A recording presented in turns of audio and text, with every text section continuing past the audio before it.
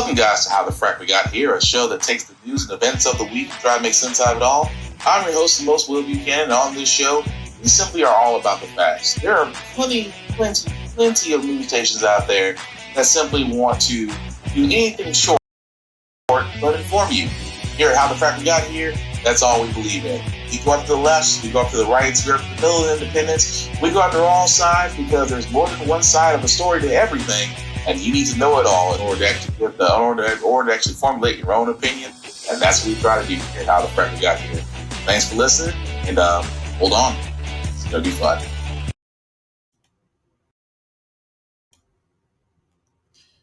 Oh, that didn't work the way I wanted.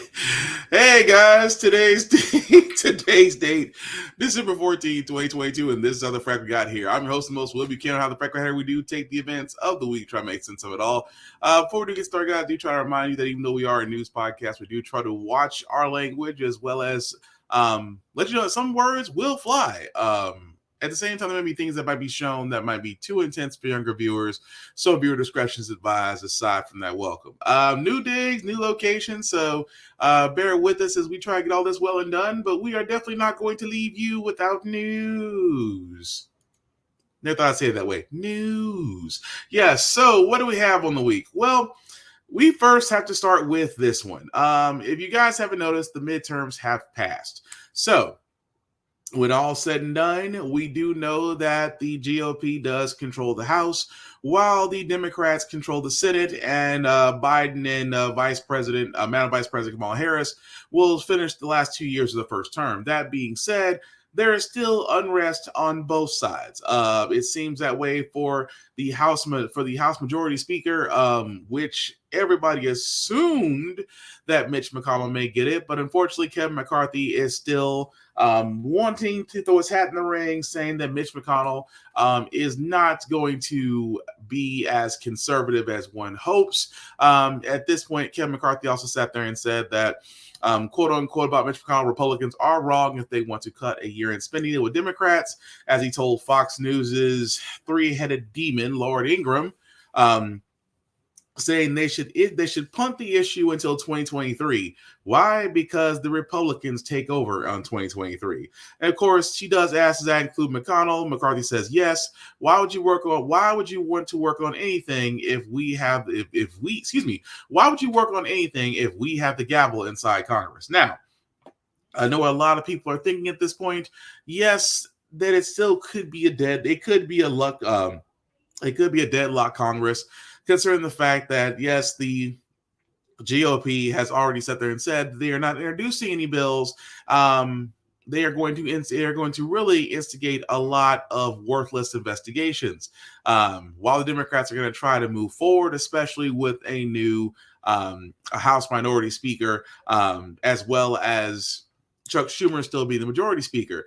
But it is amazing to me that I never thought I would say that the Republicans are having infighting over who wants to lead the caucus. I mean, don't get me wrong about Kevin McCarthy. He is like Lindsey Graham in so many ways. He's going to butt kiss his way to the next person just to make sure he's safe. At the same time, I'm not surprised about Mitch McConnell. Mitch McConnell is a lifetime politician. Turtle Mitch, Moscow Mitch, however you call him, because I'm still trying to figure out how his wife was under allegations, but that is very, very quiet right about now. But the fact of the matter is, for the first time in a long time, there's a little bit of infighting among the Republicans, and it's going to be hard to say exactly what they're for because they've already told you guys what they're for going into this midterms, and they're expecting the same come the next presidential election, which is not too far off from now. So definitely stay tuned about that. However, the Republicans aren't the only ones having a little bit of infighting. Needless to say, because not only are the Republicans targeting Joe Manchin's state of West Virginia in the next elections, just because he is a Democratic-esque person in a Republican red state, his counterpart, Kristen Sinema, has decided that she no longer wants to be a part of the Democratic Party. It's amazing after she's actually won her re-election.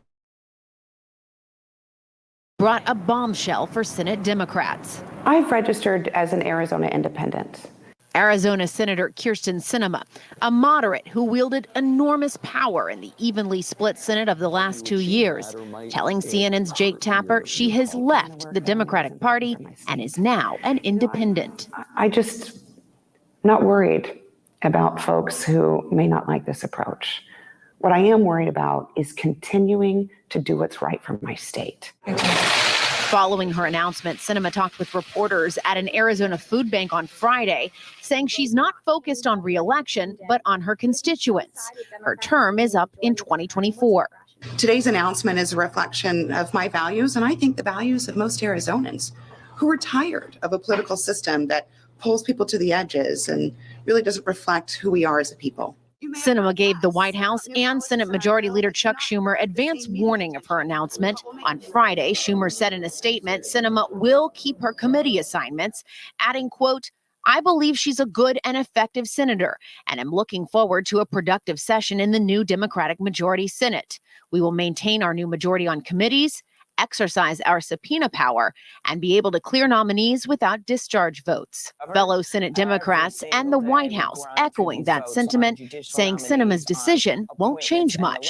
If she were to say, no, I'm going over Republican, I am not voting with them anymore, that's a whole different thing. That is nowhere near what she said. And she has tended not to go to the caucus meeting, something she said, so I'm not like telling something out of school, except for rare moments where she's advocating for something she cares about.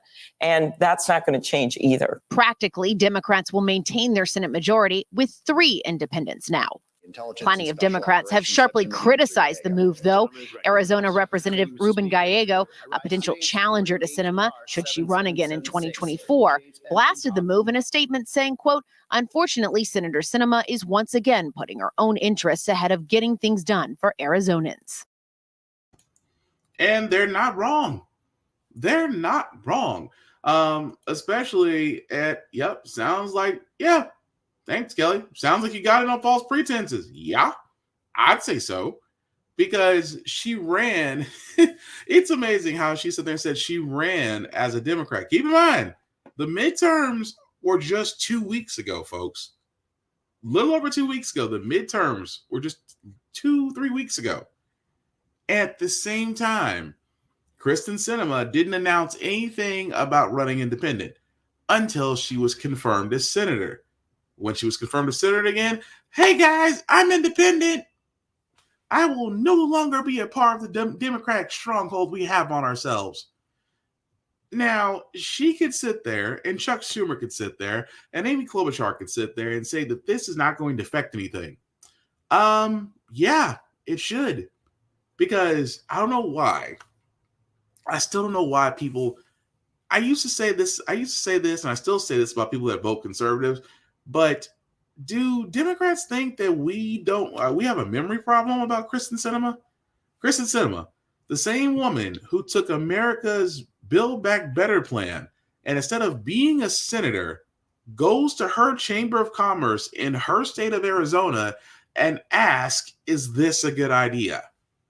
The same Sinema who voted against us getting additional stimulus money last year.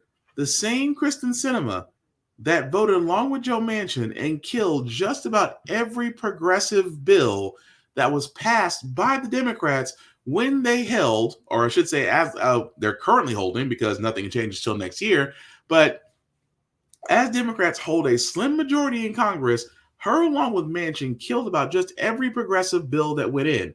But you know what Kyrsten Sinema did fight for? You know the one thing that she stood on no matter what?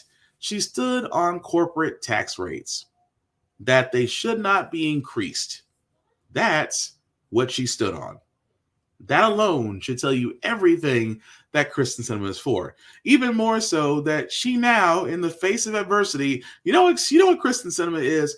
Kyrsten Sinema is Sarah Palin if Sarah Palin was Democratic. Yeah, I'll say it. Kyrsten Sinema is like Sarah Palin if Sarah Palin went Democratic. Because she thinks that she is this maverick, this person that's not within the box, that's going to fight for the interest of her constituents when she ran as a Democrat. Now, imagine if she ran as an independent at the time of this midterm election. I think she'll be singing a very different tune. Which, again, how in the world does one sit there and say, oh, well, I'm running independent? For what other reason, aside for you to sit there and say that you want to be associated with the party, but you can't say you want to go Republican, because that's what moderate Democrats are. Moderate Democrats are Republican light. They are just enough, they are barely just enough left not to be considered conservative, but they are conservative in spirit. Which, again, not surprising about Kristen Sinema, because now the Democrats are going to have a harder time. Keep in mind, it's already going to be a hard time come next year when the 118th Congress gets sworn in, and you have a House of Representatives that's controlled by the GOP who will launch useless investigation for no other reason except to be dismissive. They will not introduce any bills. They will not introduce any plans to get America's economy going. They will not help with unions because most Republicans are pro-union. They will not help with raising wages across the U.S. because, let's be honest, they are in the pockets of corporate interest. If anything, Republicans are going to be just as disruptive and as dismissive as we know them to be. And if anybody's a historian, I say this all the time, under Republican administration, the economy has tanked, corporations have done well, and people's citizens have suffered. The only time the economy has ever moved forward was under Democratic leadership. Prove me wrong. I dare you. But again, we shouldn't be surprised because that's what we're going to run into come the next couple of terms, which is why I keep saying the whole entire time, if I was running for office, they would hate me because I would put in terms for being a senator or representative at the same way of running as a president. You can run 2 consecutive terms and you got to stick one out for a while. But let's be honest, that's not going to happen anytime soon. But moving right along, guys, I did want to cover this story because we have given nurses, educators, 911 responders during this pandemic, because this pandemic's not over. It's just not being talked about that much anymore. But we are still in the middle of a pandemic. But at the beginning of this pandemic, the height of this pandemic, we were giving nurses, doctors, hospital professionals, and still giving them their props and flowers, because not only did they have to work excruciating hours, not only did they get emotionally drained from handling COVID and coronavirus patients, not only were they, taken away from their homes, had to endure several procedures and masks, and not wondering whether this day you need to wear a mask or not wear a mask. We've given those nurses all the flowers, and we still should. However, this story out of Atlanta makes you wonder why some people are worried about hospital professionals if they can do stuff like this on TikTok. 4 nurses have been fired from an Atlanta hospital for posting a TikTok video talking about patients. The video was filmed as part of a challenge on TikTok about icks, or dislikes of their job. Let's take a look at a short clip. My ick is when you come in for your induction talking about, can I take a shower and eat? What? My ick is when you ask me how much the baby weighs and it's still in your hands. Dad comes outside and asks for a paternity test right outside the room door. The original video, now deleted from the app, has been viewed millions of times and prompted thousands of angry comments. The nurses worked at Emory University Hospital, Midtown. Emory Healthcare issued a statement on the incident saying, in part, "We are aware of the TikTok video that included disrespectful and unprofessional comments about maternity patients and have taken appropriate actions with the former employees responsible for the video." Here to unpack all of this is Democratic strategist and political commentator. And we're just going to leave that there because I don't know what a Democratic strategist is going to say about this. But yes, several nurses at an Atlanta hospital decided to go on TikTok and air their grievances, if you will. Air their grievances, especially about working in a L&D or labor and delivery unit, a place that me and my fiance will find ourselves in next year. But I get it. Okay, we've all worked jobs to where we want to complain. I am no different, okay? I am no different about half the things that I put out there, but, and I say but, just like free speech, guys, you have to accept the consequences of what you say or do. Like, for the simple fact of the matter is, I have talked many a times as a guy who worked in IT about dealing with the less than savory individuals that are handling equipment that I'm supposed to support. Do I make those stories funny? Yes. But if someone were to look at that story and, kind of put two and two together and say, hey, he's talking about me and I don't feel that way, then I have to take the consequences of it.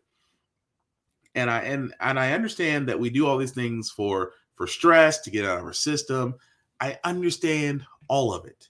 The problem is that we are now in a ultra sensitive echo chamber world, society, if you will, that as nurses who go on TikTok, which I wish they would, it's one thing to make light or, say other things that people may not know. It's one thing to do that.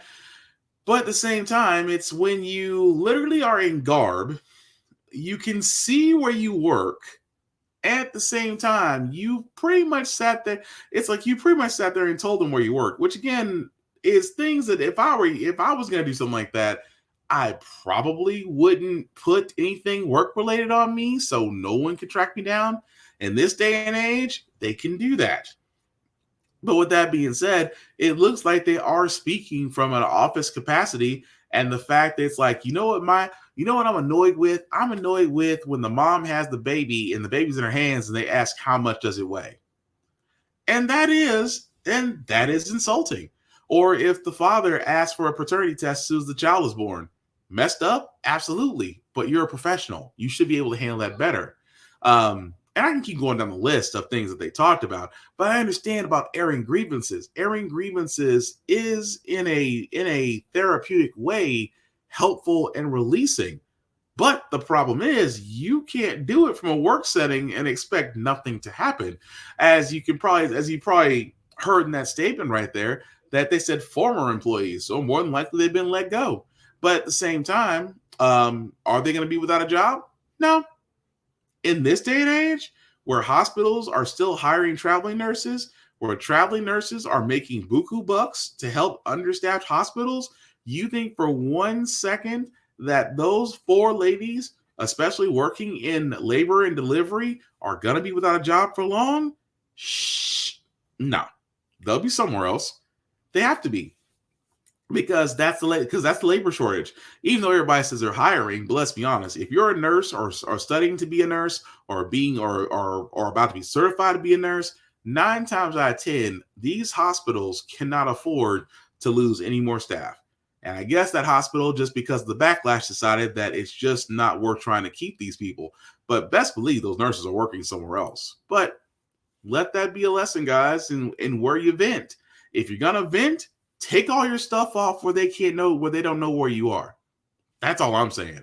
Be smart about where you vent, because if you vent from a work setting, 9 times out of 10, somebody's going to find it. Just pointing that out. But moving right along, I did want to cover this story as well, guys, for the simple fact of the matter that apparently we avoided in principle another government shutdown. Yes, I know. Breaking news now this hour out of Washington. A top Republican negotiator has confirmed to NBC News that a deal has been reached to help prevent a government shutdown. The current government funding deadline was this Friday, but the House already voted to push that to December 23rd with a short-term resolution. So this news tonight, on top of the extended deadline, significantly reduces the odds of a government shutdown. Tune in to NBC News now. All right. So they agreed in principle. What does that mean? It basically means that the majority of the deal has been ironed out, and that, and when I say the deal has been ironed out, it literally means that it's only being set up for another decision. See, this is what the problem with government shutdowns is, because for a functional government to have a money problem, because they always have to set up a budget, their fiscal budget. The fiscal budget is set up for the fiscal year. As they get to the end of that year, they have to set up the next budget in order to keep Congress, as far as the U.S. government, running. If they don't have anything set up, it goes to a government shutdown where, it doesn't just affect the government. Armed forces, central systems that that depend on services like child food stamps, WIC, childcare, things of that nature, that all gets shut down because there's no funding going anywhere. And Republicans, Democrats always play this game of chicken. It never ceases to amaze me. But usually 9 times out of 10, they kick it down the road. They'll do a short-term deal to keep government running for another 3 to 4, maybe even 5 to 6 months. Beyond that, we're right back where we started again. The government's about to be on a full shutdown. And again, these shutdowns cause a lot of problems. Number one, Medicare Medicaid payments get on hold. Social Security payments can be put on hold. Disability checks can be put on hold. And these are things that affect the very same Americans that these politicians ask us to vote for them on. Now, that's the reason why I say it's very important not only to pay attention to that, but to pay attention to what's in the bill. Because what it always comes down to is this. Republicans will say Democrats are spending way too much and are worried that their great somehow great grandchildren will be stuck with America's debt bill, not understanding that same line has been said over and over and over again. It's almost like a Republican mantra. Whereas the Democrats want to be progressive, but they can't seem to get out of their own way between the moderates and progressives, because they don't push bills for, or don't push the items for enough that could really restart our economy at the same time. Actually, going to put us in a much better place than where we are now.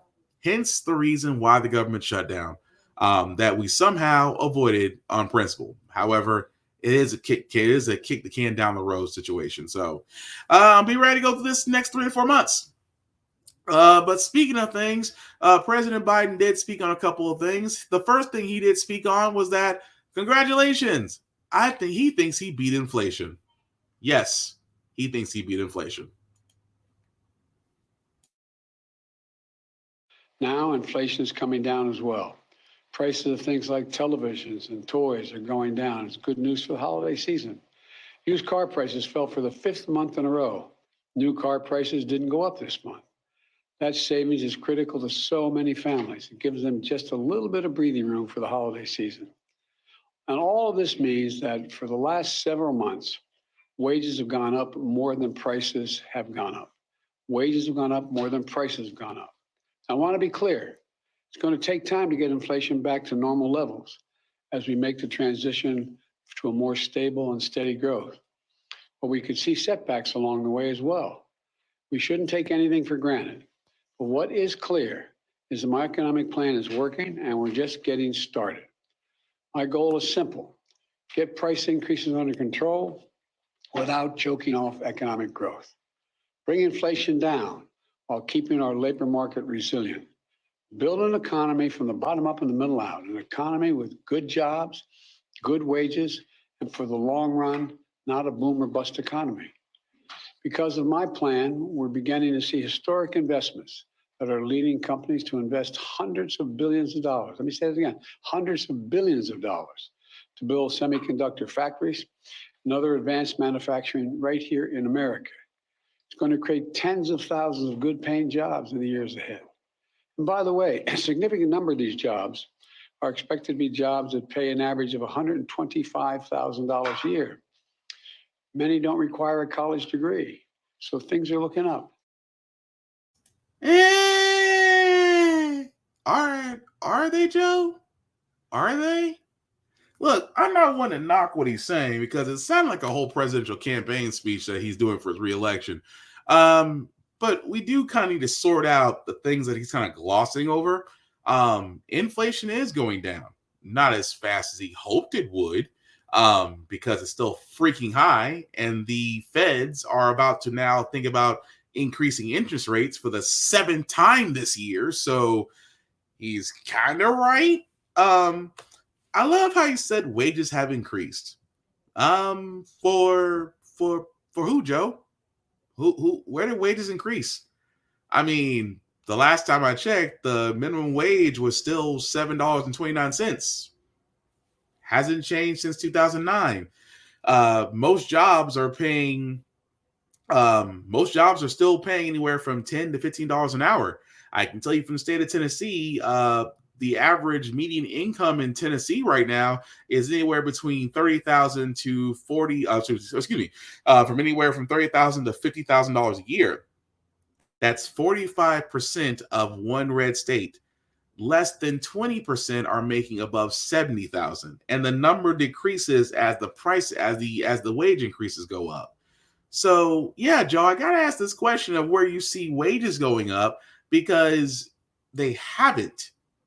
Even when you were pressed about increasing the minimum wage, which I would think by now, considering that you still have a slim majority in Congress, you should probably be pushing that while you still have a slim majority in Congress, which for a lot of progressives, which did vote for you, would hope that you would take on the fact of, yes, we are going to increase the minimum wage. Because let's be honest, if we do put it along the lines of the production level of the minimum wage right now, you would be looking at anywhere between $24 to $26 an hour. Oh, but we can't pay that. Yet businesses are having record profits. The same businesses right now that are saying that nobody wants to work, but almost every corporation has had record profits. We're not even talking the oil companies. They've had record profits. But every other company out there, record profits. It's Christmas in July for them. So I am really trying not to be the Grinch to Biden right now, because he wants to battle inflation. He really, truly does. But the problem with inflation is if we can, the president have to acknowledge what's going on with it. That, the bills that he put in that were progressive didn't get past Manchin and Sinema, which would have had greater impacts. Yes, he is wanting to get things done in the country, like we should have had semiconductor factories. Yes, that's a great idea, but we won't get its impact for at least 4 to 5 years, when something needs to be of more of an immediate impact. Or the fact that a lot of states, California, want to phase out gasoline burning engines and go straight electrical again, but that won't be phased out till 2030 or 2035 for most states. The problem that you're going to run into is that his plan is, in the long run, may help out America. But for a lot of us in the now who are, for a lot of Americans, they are 1 or 2 paychecks away from poverty, 1 or 2 paychecks from being on the street, because everything has gone up but their paycheck. So I don't get how Biden can take this victory lap right now when a majority of Americans are not seeing the light at the end of the tunnel that he supposedly can see. But I digress. However, that's not the only thing that Biden did actually want to talk about. I will say this. I am surprised that Democrats and Republicans were able to codify something before a conservative majority turned Supreme Court shot this down too.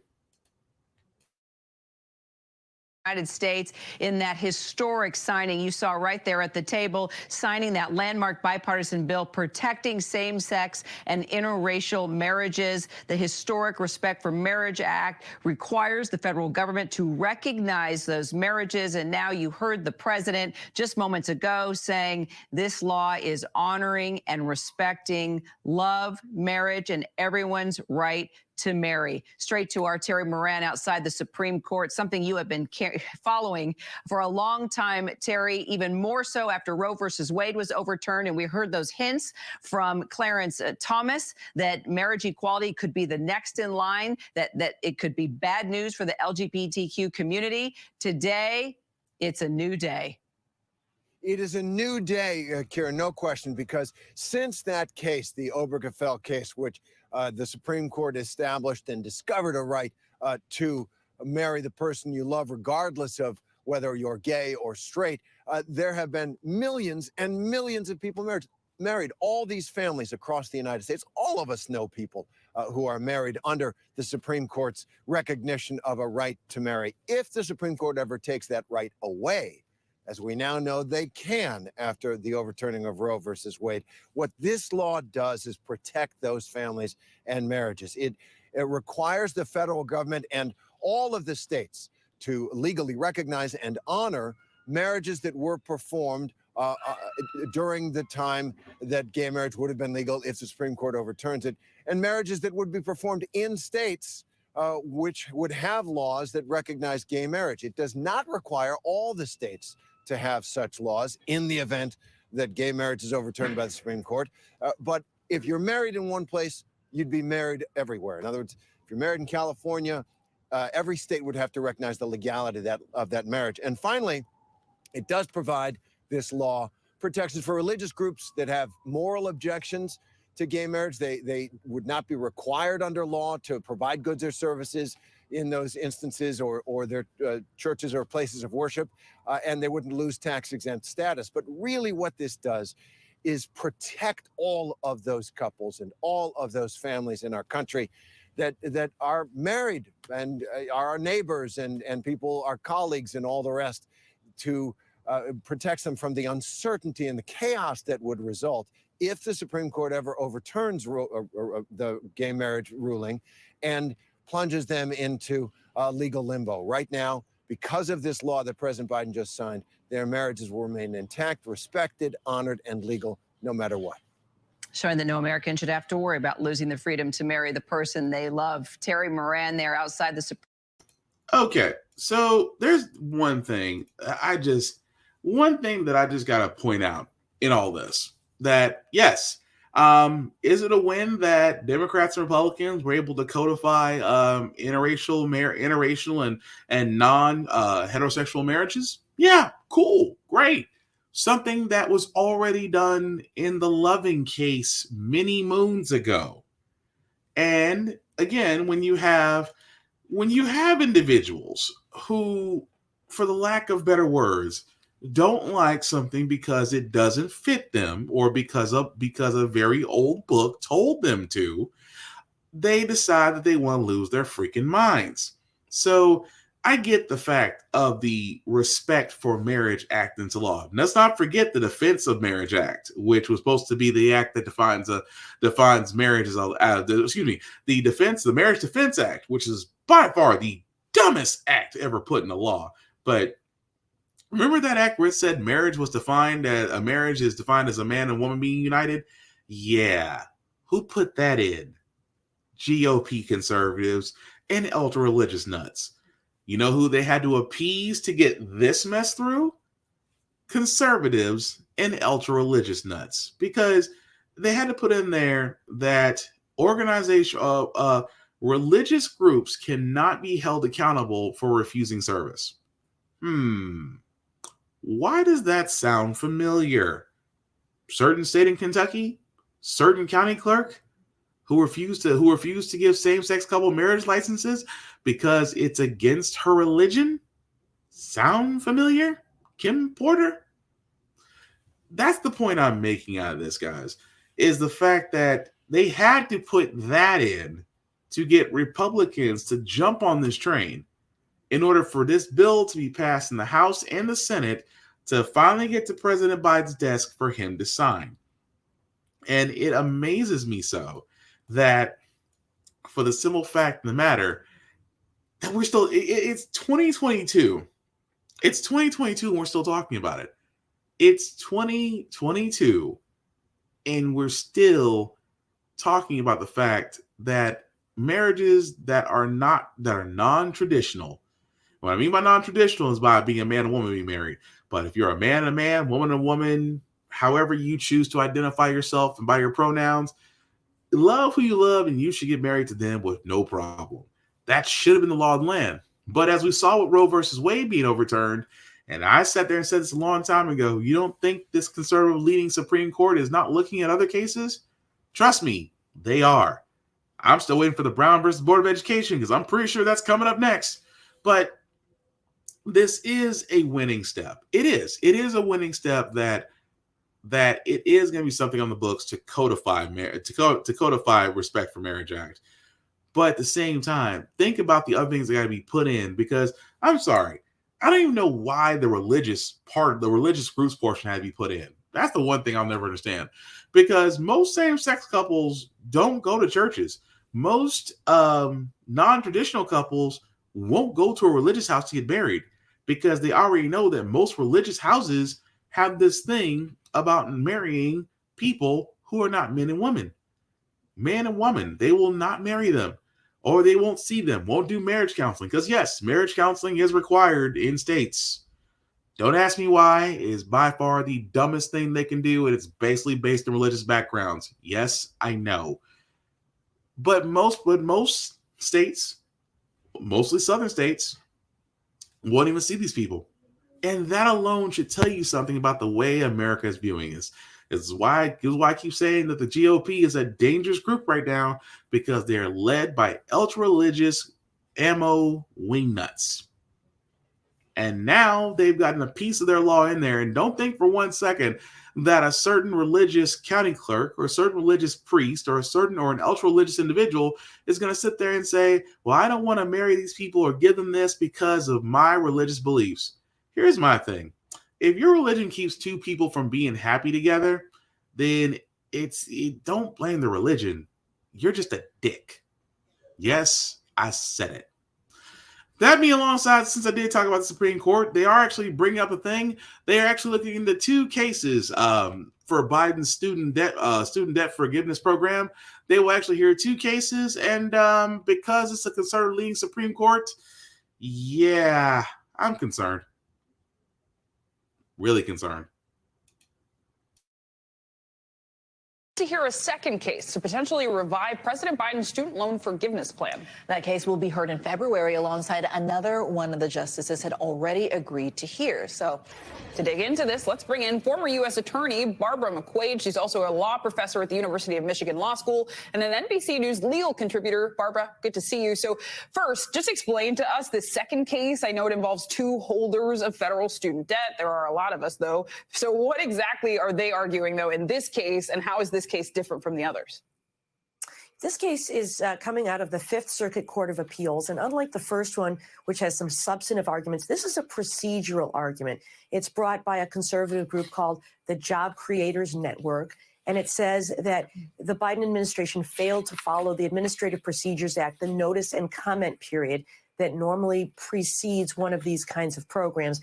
It gives people the opportunity to lodge any complaints, and in this case, as you mentioned, there are two people who obtained loans who wanted to make comments, one of whom had a private source for a loan who wanted to say, why not me? And another who would say, I took one of these loans, but why is it limited to $10,000 or $20,000? And so that procedural dispute is what is at issue in this new case. Well, Barbara, we know that the Biden plan allows eligible borrowers to cancel up to $20,000 in federal loan debt, but students owe an average of nearly $38,000 in federal loans. So those who are challenging the debt relief plan essentially have to show legal standing to sue in the first place. So a couple of questions. One, how do they show that? And two, what are the chances of a successful argument here? Well, you're absolutely right about that. And so in this instance, we do have taxpayers who say they would have lodged a statement procedurally under the Administrative Procedures Act. So they may have a good argument there. The other case, the one that came out of the Eighth Circuit Court of Appeals that had the substantive argument, came from states who say that the president is engaging in a power grab, is violating states' rights and the separation of powers that are described in the Constitution. And so I think on standing, they may have an argument there. It isn't simply a taxpayer who says, you're taking money out of my pocket. They are individuals and states who will stand to lose as a result of this. And I also am concerned that this court in particular has shown a willingness to undercut what it considers the administrative state, non-congressional use of power to achieve things like this loan forgiveness program. So I do worry that the current makeup of the court could be eager to strike this program down. And Barbara, I just heard you refer to the impact of all this on the individual. It strikes me that the plan being tied up in court leaves millions of borrowers in limbo. We know the president has again paused student loan payments until at least June. So how long can the president keep extending this moratorium, and what does it mean for borrowers? It is a problem. You know, if you are thinking about taking advantage of this relief, every day that there is a delay means you cannot plan your life accordingly. So President Biden has said he's going to extend it. It's based on the HEROES Act, which is a COVID-based relief plan through June 30th. And he has the ability to do that. But as you say, as the COVID pandemic subsides, there will no doubt be challenges that say this is no longer tied to COVID. You are just trying to use this as debt relief permanently. So at some point, I imagine there will be a challenge even to that. But June makes some sense to me. That's the end of the Supreme Court's term. And so by the end of June, we should know the outcome of these two cases. And so that would give the Biden administration an opportunity to assess its options going forward. Yeah, a lot of. Yeah, it's a lot. It's a lot just because of the fact of the matter that, yes, two cases under Biden's student loan debt relief program will be seen and heard by the current Supreme Court. Yes, the conservative-leaning Supreme Court is going to listen to two of these cases. Now, here's the most dangerous thing about it. The most dangerous thing about it is that the Supreme Court does have the ability to strike down this plan, which will affect millions of Americans that have student loan debt. And we can go back and forth over this as far as, is it right? Should it be done? These people take loans. We've been down this road before about that. And if you want to know my opinions of it, then you can go back to my previous podcast. You can see what I thought about this and what should have been done. Because to sum it up, Biden does have the ability to cancel student loan debt. He has the ability. There is nothing in the Constitution that prevents the president from doing it. And because there's nothing, and I say this very succinctly, nothing in the Constitution that prevents the president from saying, I'm canceling all student loan debt. There's nothing in the Constitution about it. That is the only entire reason why a lot of people were telling the president, including some of his cabinet at one time, you have the ability to cancel the entire debt, which is, I think, is somewhere over $1.7 trillion by now, where you're going to have a lot of Republicans who, as one voice, the one time they actually want to say no among the many things, they're saying that, no, we shouldn't cancel student loan debt because they're fighting on behalf of the banks that have done these student loans, the banks that have done these private loans, these banks that are collecting billions of dollars on interest alone. Let me rephrase that. These banks are collecting interest. They're not collecting the principal of the loan. They're collecting interest.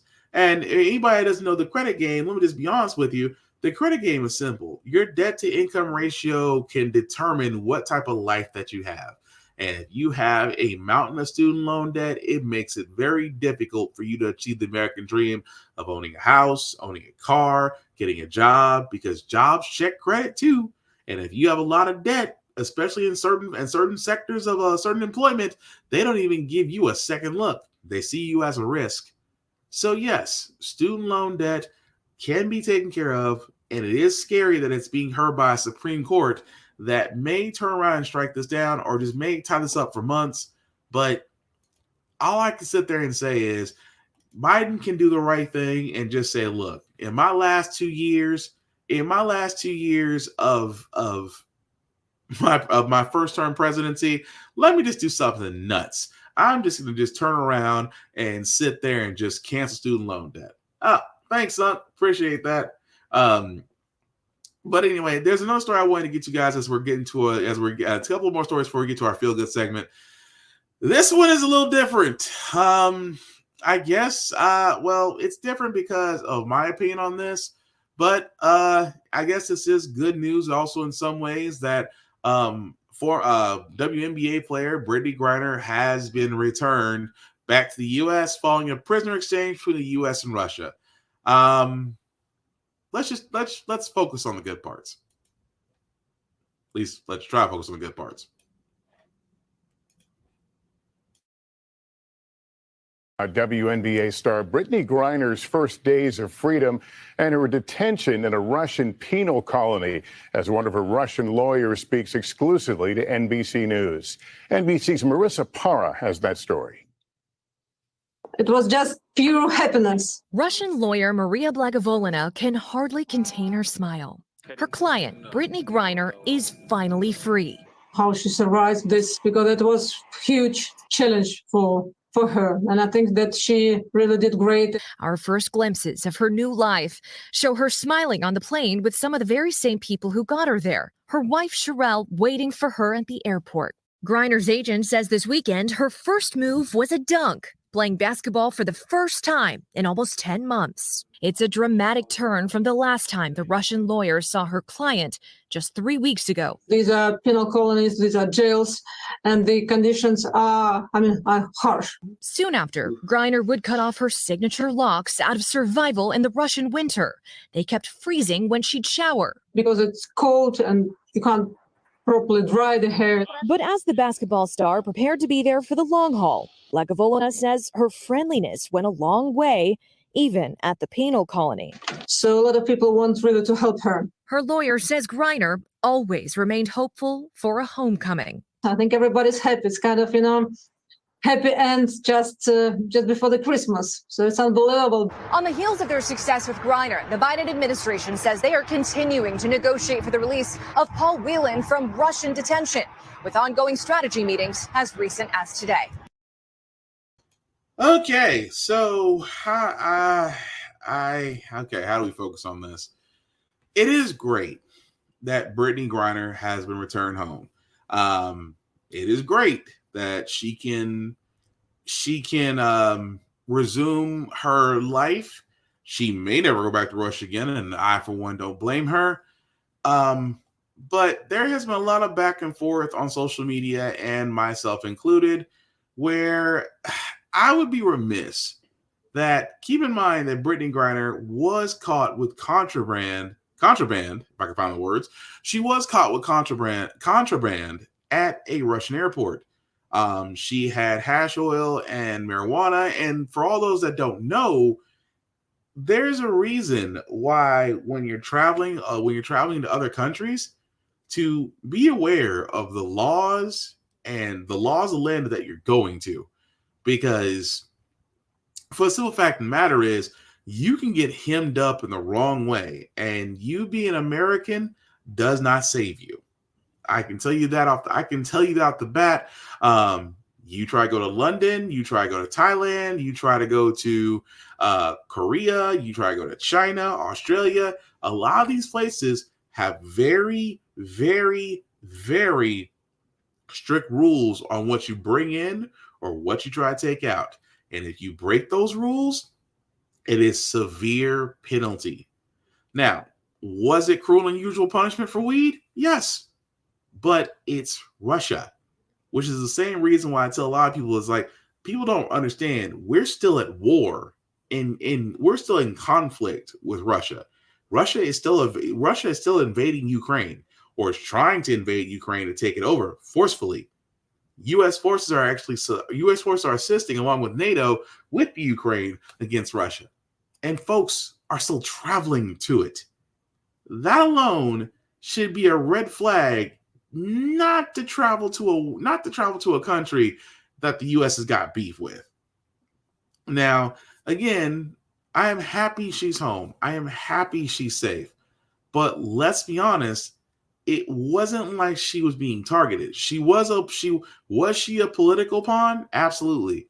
Because according to Russia, they got back an arms dealer who may or may not have given the source material to the movie Lord of War. May or may not. We cannot say for certain. But the fact that a prisoner exchange happened and that Griner was released, yeah, we had to give up an arms dealer to get her back. And now, like I said before, it's hard to be. I'm again. That's why I say it's hard to be happy, because I am happy she's safe. I'm happy she's home. Happy that her wife is, a family is reunited. That's all well and good. We just shouldn't forget that the fact of the matter was she was in there of her own volition. That's all. That's the one thing I think a lot of people just sometimes seem to miss or just ignore. It's like, so what? She had weed. No, you got to understand that this was in another country, and your American citizenship does not go with you when you're at these other countries. If anything, it works against you in some countries. That's all I'm saying. Be smart. Be aware of where you go. You will save yourself a bunch of headaches in the long run. But our last story before we get to our feel good segment, guys. See, this is the reason why every time I bring up CRT, you can hear the sphincters just snap up, because certain Mayo people out there hear CRT and think, oh, my child will never learn that. I don't want them to be ashamed of their race or what their ancestors did. But it's amazing that as much as CRT was put up against, even though it wasn't taught anywhere, but laws were put against it. Teachers were sworn down not to teach it. Our current crop of teachers can't seem to respect current religions, especially this one teacher who no longer has a job because she swears up and down Muslims who are exercising their faith are practicing witchcraft. Yes, I said it, and I wish I could make this up. أسفل سافلين إلا الذين آمنوا وعملوا الصالحات فلهم أجر غير ممنون لا يكذبك بعد بالدين أليس الله أحكم الحاكمين الله أكبر.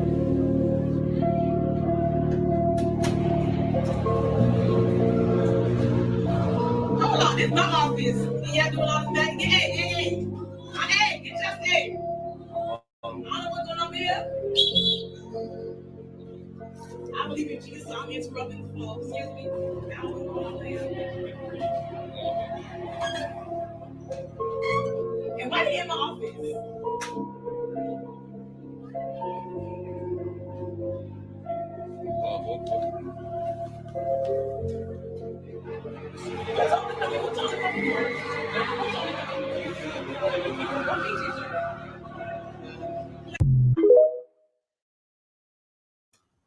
Messed up, isn't it?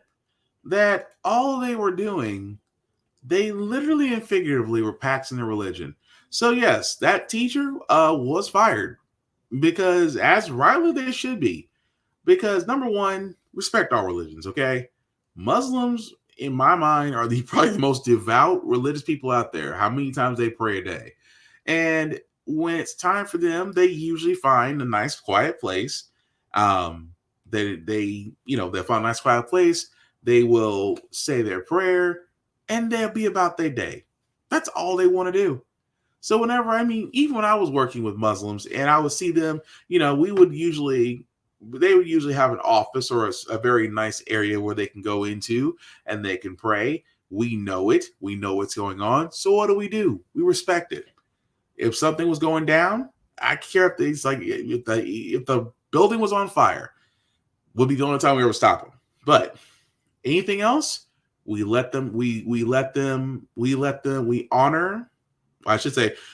honor their religious practice is what we do. Because it's not only is it decent, it's humane. Because it is amazing when you hear a teacher go, well, I believe in Jesus. Y'all ain't here practicing magic. Oh, that what makes it worse is a black woman. That's what makes it worse. You could tell it was a black person in the video. So I'm just like, really? I'm like, you see these kids, you see them praying, and the first thing that comes out of your mouth is, what y'all doing here? Y'all must be practicing magic. I believe in Jesus. See, this is why I can't stand ignorant religious folks. I can't. Because, number one, there are hundreds of religions out there. Hundreds. If not close to 1,000 different types of religions variations. That being said, if you're asking for the respect, because trust and believe, there are Christians out there right now, especially on Fox News, the war on Christmas. We can't say Merry Christmas anymore because there's other religions, so we say Happy Holidays. Yes, Happy Holidays encompasses it all. Because you don't want to sit there and say Happy Hanukkah to a person that celebrates Kwanzaa. You don't want to go to a person that celebrates you don't want to say Happy Kwanzaa to a person that celebrates paganism. So what do? Blanket statement. Happy Holidays. The safest non-PC statement that you can say and still be able to greet everybody in the way you want to greet them. Cool. But you get individuals like that who can't even respect a child who's just exercising their freedom religion, and you decide to not only interrupt them, but step through them. I'm sorry, you don't deserve to be an educator, in my opinion. You deserve to be something. You honestly deserve every bit of karma that comes to you. Because, number one, I'm already peeved that's a black person doing this. Number two, it's amazing the lack of respect for someone else's religion. So no, don't feel bad about the situation at all, lady. Hopefully, Jesus will get you another job. Good luck with that. But we're going to go, guys, move on to our feel-good segment, because usually on How the Frack Guy here, we do cover a lot of things that are doom and gloom, sometimes make you lose your faith in humanity. But hey, it is Wednesday, hump day. Tomorrow being Friday, which is Thursday, we want to leave you guys out some good vibes. And actually, I got a kind of a story and a half. I did want to post this very quick statement, just because I'm not really a big stamp collector, but with this one coming out, it makes me want to actually collect stamps, because a very iconic civil rights individual, civil rights, I'm gonna call him what he is, a civil rights hero, is being honored with his own U.S. postage stamp. New honor for a man who was at the front lines of the civil rights movement. The Postal Service has announced a new stamp will bear the image of Georgia Congressman John Lewis. Lewis died from pancreatic cancer in 2020. And I think that's cool. That, like I said before, I don't have a stamps collection, but if I did, that's what I would start with. Of course, for all of known, John Lewis is iconic civil rights / politician, marched for Dr. King, literally was the author of Getting in Good Trouble, never stopped fighting for rights of people, and definitely that man deserves his flowers and then some. So thought that was cool. Still waiting on my Harriet Tubman $20, because as soon as I get that's going into the time capsule. So I can sit there and say we got black people on money, but we got black people on stamps too. It's still pretty cool. The next story, guys, is about a woman that literally took a tragedy and used that as momentum to help other children. And again, I love to see, and I said, I know I'm being very partial about this, I just love to see black people take something that was tragedy and make it into something that is beautiful, that is moving, that will impact lives. And this woman with this organization is doing just that. Is key when it comes to double dutch. I like to do double dutch tricks, cartwheels, and push-ups. The hardest part is just trying to get in the rope, because most people get scared of getting hit on the rope. Here, inside this Jersey City community center, these kids are quite literally learning the ropes and a whole lot more. It's more of a family. It's a safe zone. Here in Jersey City, where we are from, it's tough on our streets. So if I can provide a place to keep them safe, just knowing that they're safe the times they're with me, I sleep well at night. Kimberly Princella started the nonprofit Jump for Jerry a few years ago after her son was fatally hit by a car. Jerry was just 8. He loved double dutch. Now she's honoring him the best way she knows how. We honor Jerry legacy by enabling children of different ages, different background, to build life skills, confidence, strong character, and to realize their potential as leaders. A sport building confidence. It's fun and you get a lot of workout from it, and you should try it. And a team hoping to inspire other kids to jump a little higher in life. Try it, like express yourself and open up to new things. It's not that hard.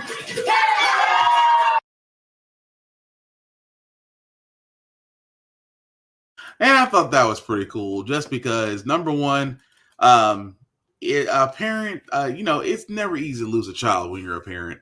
But to take that tragedy and say, you know what, I'm going to apply this and help other kids. And it could be something simple. It could be sports. It could be chess. It could be computers, robotics, even double dutch. And don't knock double dutch, because number one, double dutch is a sport. The stuff that these kids can do, it just, I'll never do it because my knees ain't what they used to be. But anyway, just love to see, you just love to see it. I love to see, and like I said, I am very partial about this. I just love to see black people just thrive like that. Just saying. But that's going to do it for this podcast, guys. I do thank you all for watching, for liking, for letting people know this is live. I certainly appreciate that. Those that commented as well. Also, I do want to do some shameless promotions as usual. Shout out to my buddy Vaughn at BigVZA on all socials. Definitely check him out, especially on TikTok and on his YouTube page, as he usually has beats for sale. And what is this big beats he thinking? But definitely check him out there. Of course, guys, my for most of my socials, I can be found at BlockBox447. Like and follow me there, as I usually post everything that I watch, that I play, and that I view, and some gym stuff, because I do a couple push-ups. Also, at the same time, guys, the banner that you see at the bottom, let me make that just a wee bit bigger. If you copy and paste that into your link, will take you to my link stream that has the YouTube and Facebook groups for all of my podcasts, How the Frack Got Here, Get Bit, and of course, off of this podcast. Like, share, and subscribe, and let me know what you think of it. Did you like it? Did you not like it? Or just stories that you would like to know more of, and I will definitely do the investigating and come back with the facts. That's all I want to do.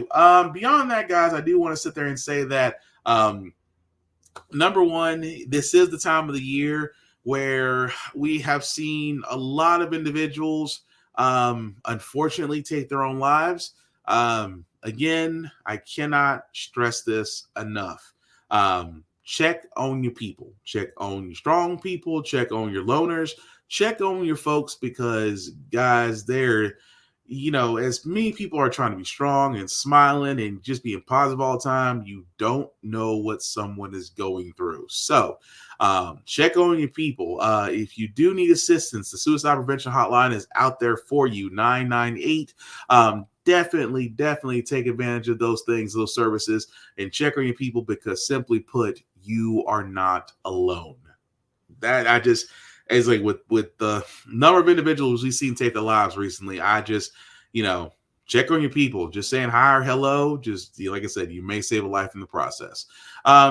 That being said, guys, last thing I'll say about How the Frack Got Here, it's all about staying informed. We are not trying to reinvent the wheel, guys. We are simply trying to give you all the information, allow you to make up your own mind, but provide a logical perspective that goes along with it. We do a lot better when we're informed. We're progressive. We move forward. We try to right the wrongs of our past by making decisions now that we should have done back then. Like electing our first Black woman to the Supreme Court, electing our first Black woman to the Federal Board of Governors, electing our first Black 4-star military general. All great things. When we don't learn from history, we are doomed to repeat it. That's why we keep asking ourselves, why does everything go by our paycheck? Why are we electing different politicians with the same old game in Congress? And most importantly, how the Frack Got Here. Thank you all for watching, guys. Take care of yourselves and each other. We will all get through this. Peace.